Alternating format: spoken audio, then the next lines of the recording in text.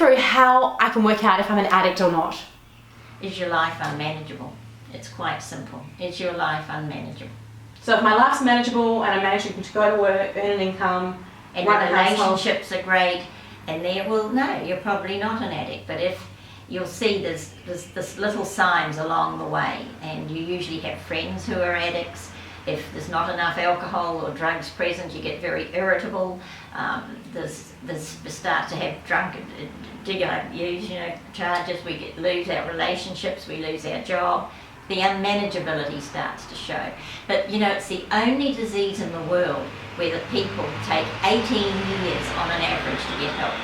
18 years to get help? 18 years to get help. Yeah, so how old are most of the people that you're seeing? 40 plus? Well, no, younger people are coming in now, but the effects of the addiction doesn't really start showing up until after they've been on it 18 years. And by then they've lost so much. Well, their physical health would be Sometimes it's physical health, sometimes it's their finance, their work, their relationships, children. Yeah. Wow, that's breathtaking. Yeah, it is. And they've done studies to prove this 18 years. Gosh. So Lorraine, how do people find South Pacific? Are you online? And what are the steps if people want to know more? Well, if you think that you might have a problem in the family, the first thing to do is to get educated about it. And so you can go to Al-Anon, which is for the families and friends of alcoholics, or we have Al-Anon, is it? Al-Anon, okay. Or we have a family education and support group once a week, which you can come to. But the first thing is to get educated around it.